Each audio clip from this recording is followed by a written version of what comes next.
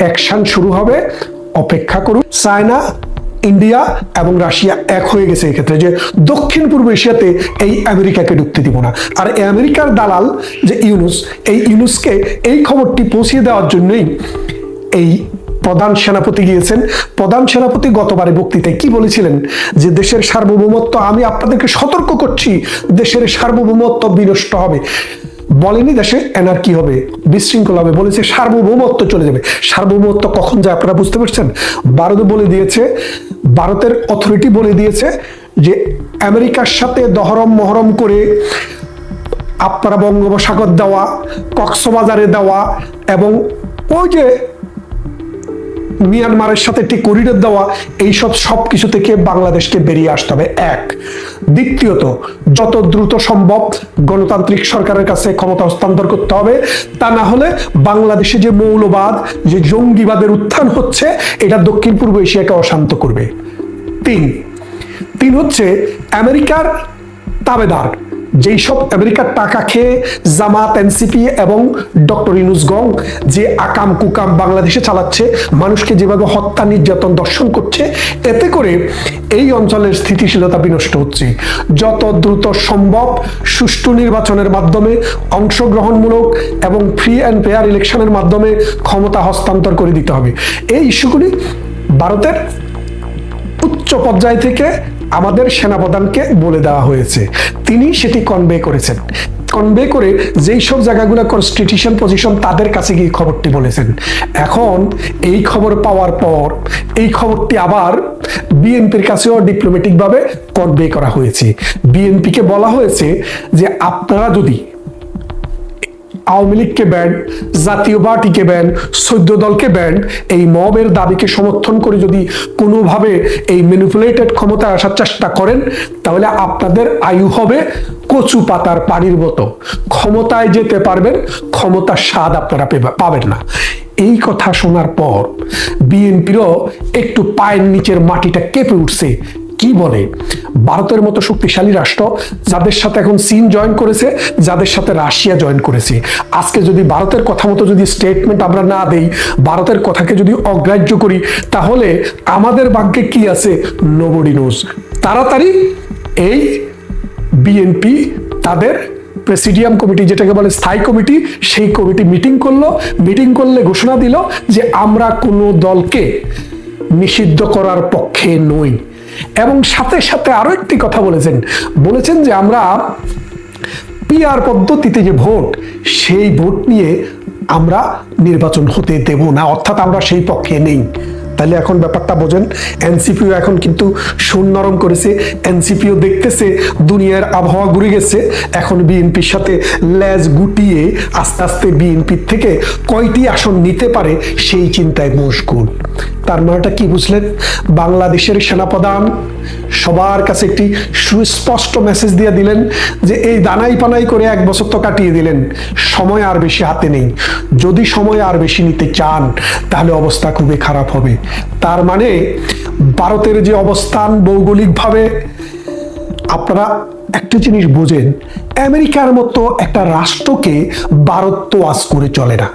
তারা বলছে, রাজনাথ সিং এর বক্তৃতা আপনারা শুনেছেন, তিনি বলেছেন যে কোনো বন্ধুই চিরকাল বন্ধু আর কোনো শত্রুই চিরকাল শত্রু নয়। অর্থাৎ রাষ্ট্রের সাথে যে আরেকটা রাষ্ট্রের সম্পর্ক, সেই সম্পর্ক যে কোনো সময় পরিবর্তন হতে পারে।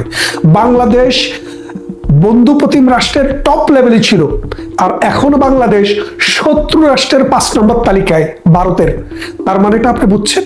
অতি অল্প সময়ে ডক্টর ইউনূস, তাকে যারা নিয়োগ করেছে তারা এবং রাজাকাররা, জামাতেরা, আলবদরেরা পাকিস্তান থেকে প্রতি সপ্তাহে মন্ত্রী নিয়ে আসতেছে। মনে হয় যেন পাকিস্তানে সোনার খনি আছে, এই সোনার খনি দিয়ে বাংলাদেশ 2 তালা করে ফেলবে, 3 তালা করে ফেলবে, নাকি 7 তালাও করে ফেলে। এইরকম অবস্থায় ইন্ডিয়া দেখলো যে এই দক্ষিণ পূর্ব এশিয়ার ভিতরে তো একটা দোজক বানায় ফেলতেছে, অর্থাৎ একটা মৌলবাদের ঘাঁটি বানাচ্ছে। মোল্লারা যেখানে সেখানে যাইয়া বিনা উজুতে আজান দেওয়া শুরু করছে। এটাকে বন্ধ করতে হবে। এই বন্ধ করার জন্যই ভারত কিন্তু সোচ্চার হয়েছে। ভারতের যে সোচ্চার, এটা আপনারা বুঝবেন ওই সেনাবাহিনীর দৌড়টা যদি একটু দেখেন। সেনাবাহিনী কিন্তু এমন দৌড় দৌড়িয়েছে, একবার চিফ জাস্টিস, একবার প্রধান উপদেষ্টা, আরেকবার প্রেসিডেন্ট। আর বড় কোনো জায়গা নাই দেখে তারা যেতে পারেননি। এর বাইরেও বিএনপির সাথে, এনসিপির সাথে, জামাতের সাথে তাদের ফোনে বা বিভিন্ন মাধ্যমে আলোচনা হয়েছে। আলোচনা হওয়ার পর যেই অনুসিদ্ধান্ত হলো সেটি হলো অতি শীঘ্রই জামাত আসুক বা না আসুক ডাজেন্ট ম্যাটার, নির্বাচন করে ফেলতে হবে এবং এক্সিস্টিং পদ্ধতিতেই বাংলাদেশের সংবিধানের অধীনেই নির্বাচনটি হতে হবে। তাহলে বোঝেন, এখন জামাত বলছে যে আমরা নির্বাচনে অংশগ্রহণ করবো না, কি না হলে পিআর পদ্ধতি না হলে। কেন বলছে দেখেন, কিছুদিন আগে একটি জরিপ হয়েছে। জরিপটি কারা করেছে? ব্র্যাক করেছে।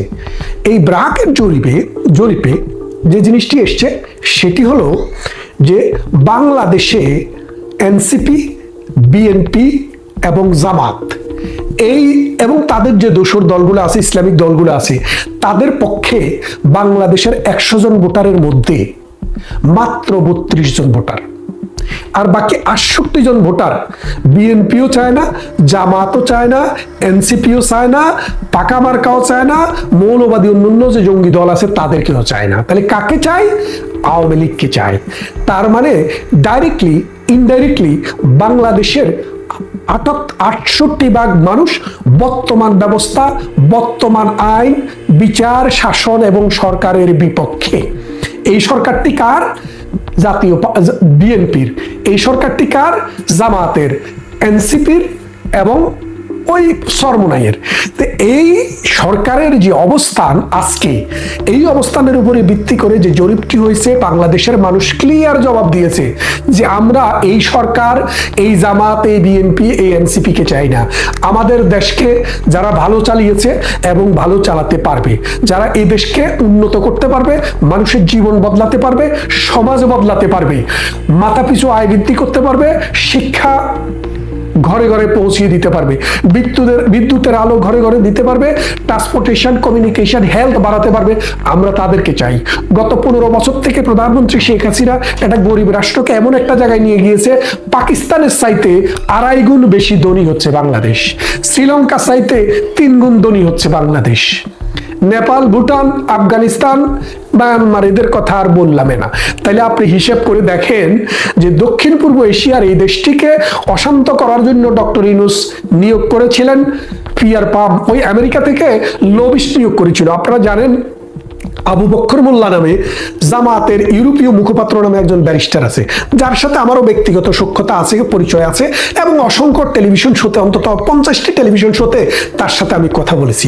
তিনি সাম্প্রতিক একটি শোতে বললেন যে প্রধানমন্ত্রী শেখ হাসিনাকে মানে এই ক্ষমতা থেকে নামানোর জন্য, বাংলাদেশের ক্ষমতাটাকে কুক্ষিগত করার জন্য আমেরিকার যে ফার্মটি ডক্টর ইউনূস নিজের টাকা দিয়ে নিয়োগ করছিল, ঠিক একই ফার্মকে জামাতও টাকা দিয়ে নিয়োগ করেছিল।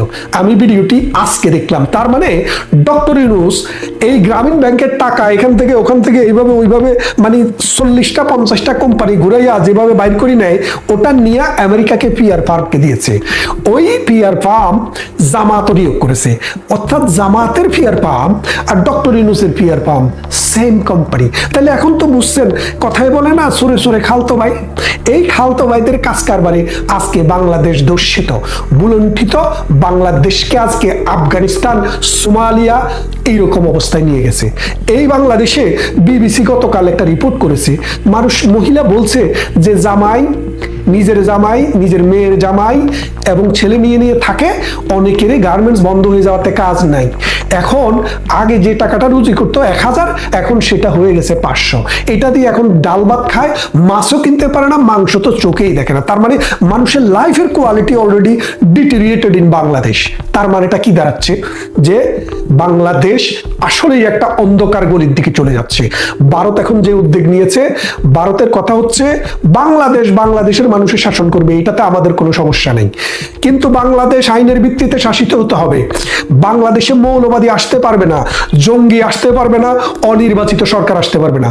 যারা দেশের স্বার্থকে, ভারতের পেটের ভিতরের বাংলাদেশের স্বার্থকে আমেরিকার কাছে বিক্রি করে বাংলাদেশের বন্দর দিয়ে দিবে, বাংলাদেশে সি পোর্ট করতে দিবে এবং বাংলাদেশের করিডোর দিয়া বার্মাকে দ্বিখণ্ডিত করবে, এইরকম অবস্থা যদি হতে যায়, তাহলে ভারত বলেছে তারা আর বরদাস্ত করবে না এবং তারা যেই কোনো সময়ে ব্যবস্থা নিতে পারে। ভারত ভারত যদি ব্যবস্থা নেয়, কি ব্যবস্থা নিতে পারে সেটা আপনারাও জানেন, আমরাও জানি। কিন্তু আমরা দেশপ্রেমিক মানুষ, আমরা চাই না পৃথিবীর কোনো রাষ্ট্র, সেটি ভারত হোক, পাকিস্তান হোক আর আমেরিকা হোক, বাংলাদেশে কোনো হস্তক্ষেপ করুক, আমরা এটি চাই না। বাট আজকের যে অবস্থা হয়েছে, আফগানিস্তানে এসে প্রথমে রাশিয়া, পরে আমেরিকা, পরে ব্রিটেন যেভাবে হামলা চালিয়েছে তালেবান জঙ্গিদের বিরুদ্ধে, সিরিয়াতে যেভাবে পুরো পৃথিবী যুদ্ধ করেছে জঙ্গিদের বিরুদ্ধে, লিবিয়াতে যেভাবে জঙ্গিদের বিরুদ্ধে যুদ্ধ করেছে পুরো পৃথিবী, এসে ইরানে যেভাবে জঙ্গি বলে তাদেরকে আক্রমণ করা হয়েছে, এইরকম ভাবে বাংলাদেশও আক্রান্ত হোক, আমরা সেটা চাই না। তাই আজকের অনুরোধ থাকবে নতুন প্রজন্মের প্রতি, তোমরা যারা শিক্ষিত ছেলে, যারা নতুন করে রাজনীতিতে এসছো বা রাজনীতিতে আসতে চাও, এই দেশকে ভালোবাসতে হবে, এই দেশের স্বার্থকে দেখতে হবে, জঙ্গিবাদ রুখে দিতে হবে, এবং ভারত আমাদের প্রতিবেশী রাষ্ট্র, তাদের সাথে সম্পর্ক নষ্ট করে আমরা যে দেশকে উন্নত করতে পারবো না, সে জিনিসটা মাথায় রাখতে হবে। মনে রাখবেন, বিএনপির কাছে মেসেজ গেছে এবং যে যে জায়গায় মেসেজ যাওয়া দরকার সেই সব জায়গায় মেসেজ চলে গেছে। এই বাঙালির হাজার বছরের ইতিহাসে যদি আপনি একটু খেয়াল করে দেখেন, সবচেয়ে কঠিন একটা সময় অতিক্রম করছে এখন। কারণ বাংলাদেশটিকে যারা বলৎকার করেছে তারা হচ্ছে নতুন প্রজন্মের কিছু বকে যাওয়া ছেলে, যারা দেশ বোঝে না, যারা সংবিধান বোঝে না, যারা আইন বোঝে না, যারা নীতি বোঝে না, যারা শাস্ত্র বোঝে না, যারা শুধু বোঝে মানুষকে পিটিয়ে, মানুষকে মেরে কিভাবে টাকা পয়সা ক্ষমতা ব্যবহার করে নিজের পেট ফোলানো যায়। আপনারা যদি দেখেন, এই নাহিদ থেকে সারজিস থেকে শুরু করে তাদের দুইটা ছবি আপনারা নেন। একটা ছবি হলো 5 অগাস্টের আগে 2024 সালের, আর আজকের একটা ছবি নেন। ছবি নিলে দেখবেন এগুলা সব, মনে করেন যে এই একটা বছর তো তাদের শ্রম অনেক বেশি হওয়ার কথা, একটা নতুন সিস্টেম তারা চালু করতে চাচ্ছে, দেশটাকে একটা নতুন ধারায় নিয়ে যেতে চাচ্ছে, তাহলে তারা রাত দিন ভরে কাজ করার কথা, তাদের পেট শুকিয়ে যাওয়ার কথা, শরীরের মাংস 3 কেজি কমে যাওয়ার কথা। আমি গ্যারান্টি দিয়ে বলছি, প্রত্যেকের শরীরের ওজন 5 KG, 6 KG, 7 KG, 8 KG, 10 KG করে বেড়ে গেছে। তার মানেটা আপনারা বুঝতে পারছেন। কোরআনে হাদিসে আছে, যারা সুদী হয়, ঘুষখোর হয়, তাদের পেট বেড়ে যায়। তাদের অবস্থাটা কিন্তু তাই হয়েছে। এক, দ্বিতীয় যে কথাটি আসলে বলতে চেয়েছি আজকে, সে বিষয়টি হচ্ছে বিএনপি আজকে একটি সংবাদ সম্মেলন করেছে। সংবাদ সম্মেলন না, বিএনপি একটি তার সর্বোচ্চ যে কমিটি, যেটাকে বলে স্থায়ী কমিটি, স্থায়ী কমিটির মিটিংয়ে একটি কথা জোর দিয়ে বলেছে। সেই কথাটি কি? যে আমরা বাংলাদেশে কোনো রাজনৈতিক দলকে ব্যান করা হোক সেটা চাই না, সমর্থন করি না। এই যে ঠেলাটা, কদিন আগে না আওয়ামী লীগকে কর্মকাণ্ড নিষিদ্ধ করলো, ফখরুল সাহেব কি বললেন, আমি আজকে জীবনে সবচেয়ে বেশি খুশি, মানে যখন আওয়ামী লীগের কর্মকাণ্ড নিষিদ্ধ করছে উনি খুশি, আর আজকে উনি খুশি না। এর কারণটা কি একটু ব্যাখ্যা করবো আপনাদেরকে। তারপর আমাদের সেনাপ্রধান প্রেসিডেন্টের কাছে গেলেন, প্রথমে গেলেন কার কাছে? চিফ জাস্টিসের কাছে। চিফ জাস্টিসের কাছ থেকে এসে গেলেন কার কাছে? ডক্টর ইউনূসের কাছে।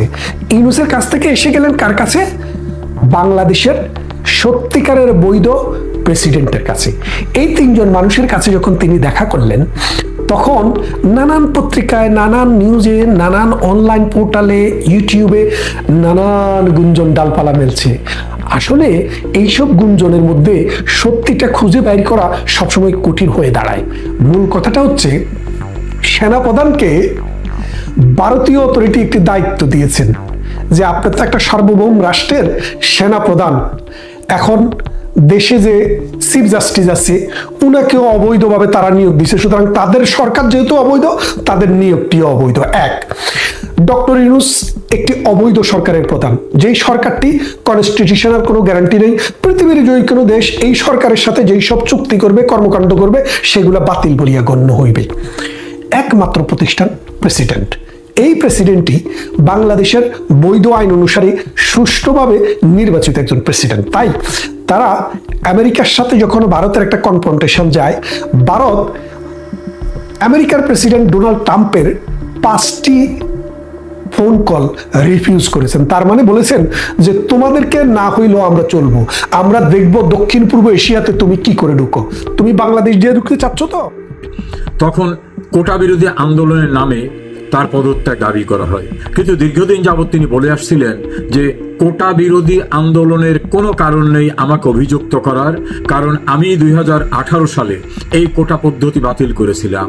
ছাত্রদের দাবি সেটা তো আমি পূরণ করেছিলাম। হাইকোর্টের একটি রায় হয়েছে, সে রায়ের বিরুদ্ধে সরকার সুপ্রিম কোর্ট করেছে, রায় স্থগিত হয়ে গেছে এবং সেখানে চূড়ান্তভাবে ছাত্রদের পক্ষেই রায় হয়েছে। তারপরে কেন আন্দোলন? এর পূর্ব থেকে তিনি বলে আসছিলেন যে আসলে একটি বড় রাষ্ট্র বাংলাদেশের ভিতর তাদের বেস করতে চায়, সেন্ট মার্টিনে ঘাঁটি করতে চায়, আমার পোর্ট নিতে চায় এবং একটা নতুন রাষ্ট্র করতে বাংলাদেশের এক অংশকে ব্যবহার করতে চায়। আমি কোনোভাবে ওই রাষ্ট্রের অনৈতিক অস্বাভাবিক চাহিদার সঙ্গে একমত হইনি, ফলে তারা আর আমাকে ক্ষমতায় দেখতে চায় না। এবং এমন কথাও শেখ হাসিনা বলছেন যে এত বড় রাষ্ট্র তারা চাইলে অনেক সময় অনেককে ক্ষমতার থেকে সরিয়েও দিতে পারে। তবে তিনি বলেছেন যে আমি শেখ মুজিবের কন্যা, আমি বঙ্গবন্ধুর কন্যা, আমি কোনোভাবে দেশের স্বার্থ বিকিয়ে দিয়ে ক্ষমতায় থাকতে চাই না। তিনি ক্ষমতা থেকে সরে গেলেন 5 আগস্ট। এর পরবর্তীতে যাকে ক্ষমতায় এনে বসানো হলো বিনা নির্বাচনে, ডক্টর মোহাম্মদ ইউনূস, তিনি গ্রামীণ ব্যাংকের ব্যবস্থাপনা পরিচালক ছিলেন। তার বিরুদ্ধে শেখ হাসিনার সবচেয়ে বড় অভিযোগ ছিল যে এই ইউনূস চায় তার বিদেশি প্রভুদের নিয়ে আমাকে সরিয়ে ক্ষমতা দখল করতে। বাস্তবতা হলো সেটাই হলো। তখন কেউ কেউ বলতেন যে না, শেখ হাসিনার অভিযোগটা বোধহয় সঠিক না, ইউনূস কেন এটা চাইবেন? কিন্তু ইউনূস যখন নিজে স্বীকারোক্তি করলেন, তিনি যখন নিজে স্বীকার করে বললেন যে শেখ হাসিনার ক্ষমতার পরিবর্তন ঘটানোটা এটা হঠাৎ করে কোনো কিছু হয়নি, এটা মেটিকুলাস ডিজাইনের মধ্য থেকে করা হয়েছে, অর্থাৎ সুপরিকল্পিত পরিকল্পনার ভিতর থেকে, এটাকে আরো সহজে বলতে পারি দীর্ঘ ষড়যন্ত্রের মধ্য থেকে তাকে সরানো হয়েছে। এবং জাতিশ্রোতা আপনারা দেখলেন ডক্টর মোহাম্মদ ইউনূস বলতেছেন যে দীর্ঘ মেটিকুলাস ডিজাইনের মধ্য থেকে এটা করা হয়েছে। এটা এমন নয় যে হঠাৎ করে কোনো কিছু ঘটে গেছে। এবং কিভাবে করা হচ্ছে নেতৃত্বকে, সে বিষয়টাও কেউ জানতো না। অর্থাৎ শেখ হাসিনা যে অভিযোগটা তার বিরুদ্ধে করেছিলেন, সেই অভিযোগটা তিনি উচ্ছ্বসিত হয়ে মার্কিন সাবেক প্রেসিডেন্ট বিল ক্লিন্টনের যে একটা প্রতিষ্ঠান আছে, ক্লিন্টন ফাউন্ডেশন, সেখানে গিয়ে তিনি সেটা স্বীকার করলেন।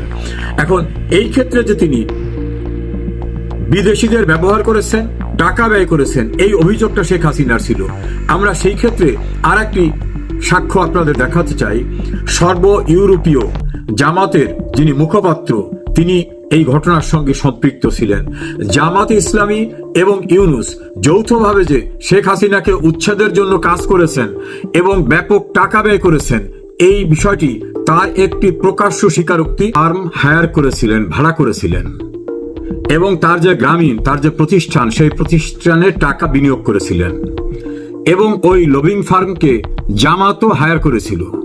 সেখানে আবু বকর মোল্লা, জামাত ইসলামীর সর্ব ইউরোপীয় মুখপাত্র, তিনি বলছেন কি কি টার্মস ছিল ওই লবিং ফার্ম ইনগেজ করায়, অর্থাৎ অনেক টাকা দিতে হয়, এই জন্য কি কি কাজ করবে লবিং ফার্ম, সেই যে শর্তগুলো ছিল সেগুলো তিনি দেখেছেন। এবং তিনি পরিষ্কারভাবে বলছেন যে ডক্টর ইউনূস সম্পর্কে অনেকেই জানে না। শেখ হাসিনার বিরুদ্ধে যে আন্দোলন, অর্থাৎ শেখ হাসিনাকে ক্ষমতাচ্যুত করার ক্ষেত্রে ডক্টর ইউনূসের গুরুত্বপূর্ণ ভূমিকা ছিল। তিনি বিদেশে বসে বিদেশিদের ম্যানেজ করা, লবিং ফার্ম নিয়োগ করা এবং বিপুল টাকা ব্যয় করেছেন যৌথভাবে জামাত ইসলামী এবং ডক্টর মোহাম্মদ ইউনূস। আপনারা কি বুঝলেন? ডক্টর মোহাম্মদ ইউনূস নামাজ রোজা করেন কিনা জানি না, কিন্তু জামাত ইসলামের সঙ্গে ঐক্যবদ্ধভাবে বিদেশি ফার্ম বিনিয়োগ করে, লবিস্ট বিনিয়োগ করে, বিপুল পরিমাণ টাকা বিনিয়োগ করে, বিদেশকে ব্যবহার করে শেখ হাসিনাকে ক্ষমতাচ্যুত করেছেন।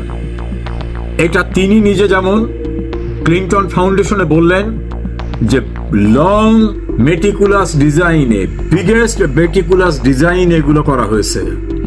নাথিং ওয়াজ হ্যাপেন্ড সাডেনলি, অর্থাৎ হঠাৎ করে কোনো কিছু ঘটে নাই। আর জামাত ইসলামীর সর্ব ইউরোপীয় মুখপাত্র মোল্লা সাহেব বললেন টার্মস কন্ডিশনও তিনি দেখে দিয়েছেন এবং ওই ফার্মকে জামাত ইসলামেও ব্যবহার করত। তাহলে জামাত এবং ডক্টর ইউনূস যৌথভাবে বিদেশি ফার্ম বিনিয়োগ করে, বিদেশিদের ম্যানেজ করে এবং দেশের ভিতরে পরিকল্পিতভাবে সবকিছু করে দীর্ঘদিনের ষড়যন্ত্রের মধ্য থেকে শেখ হাসিনাকে ক্ষমতাচ্যুত করেছে। শেখ হাসিনা যে অভিযোগটা এনেছিলেন, সেই অভিযোগ এখন তারাই স্বীকার করেছেন। এরপরে কি আর কিছু বলার অবকাশ আছে? শেখ হাসিনা বিদেশি ষড়যন্ত্র এবং বিদেশিদের প্রতিভূ যারা দেশে থাকে, ডক্টর ইউনূস, জামাত ইসলাম, তাদের যৌথ ষড়যন্ত্রে ক্ষমতার থেকে সরে যেতে বাধ্য হন। এটাই হচ্ছে বাস্তবতা। আন্দোলন, কোটা বিরোধী আন্দোলন, এগুলো কথার কথা। আশা করি আমার নিজের কথা নয়, তাদের স্বীকারোক্তির মধ্য থেকে আপনাদের কাছে পরিষ্কার হয়েছে বিদেশিদের মাধ্যমে শেখ হাসিনাকে ক্ষমতাচ্যুত করা হয়েছিল। দেশের কোটা বিরোধী আন্দোলন ছিল নামমাত্র, কারণ ওই আন্দোলনের, তথাকথিত আন্দোলনের নেতারা নিজেরাই বলেছেন 5 তারিখে শেখ হাসিনার পতন না হলে তারা অস্ত্র হাতে তুলে নিতেন।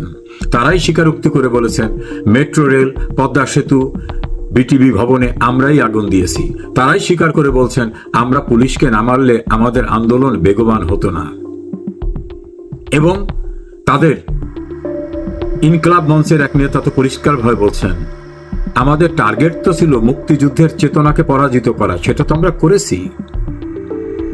বাংলাদেশে যারা মুক্তিযুদ্ধের চেতনায় বিশ্বাস করেন, যে যে দলই করেন না কেন, আপনাদের কি এখনো বুঝতে বাকি আছে শেখ হাসিনা ব্যক্তি নয়, মুক্তিযুদ্ধের পক্ষের সবচেয়ে বড় শক্তিকে সরিয়ে দিয়ে দেশটাকে আবার পাকিস্তান স্টাইলে নিয়ে যেতে চায়। জাপানের একটি পত্রিকা তো সেভাবেই সংবাদ পরিবেশন করছে যে বাংলাদেশ কি পাকিস্তানেই যাচ্ছে।